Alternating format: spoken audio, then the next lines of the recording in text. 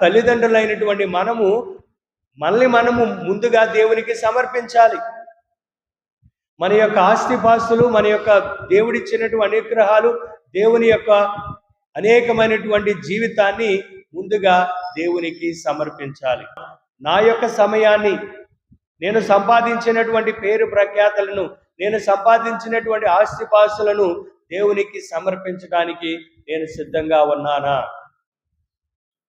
మనము మన యొక్క సమయాన్ని దేవునికి సమర్పిస్తే మన పిల్లలను కూడా మనము సమర్పించగలుగుతాం. మనం దేవుని కోసం మన యొక్క కొంత సమయాన్ని కేటాయిస్తే మన పిల్లలు కూడా వారి యొక్క సమయాన్ని దేవునికి కేటాయిస్తారు. ఆదివారంలోను అప్పపండుగలోను శరీరమైనటువంటి కష్టమైన పనులు చేయక నిండె పూజలో పాల్గొవాలి. అంటే ప్రతి ఆదివారము మన యొక్క సమయాన్ని దేవునికి సమర్పించాలి.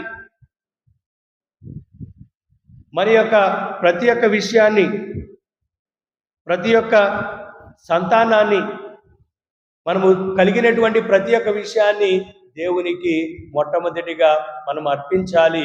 ప్రియమైనటువంటి సహోదరులారా,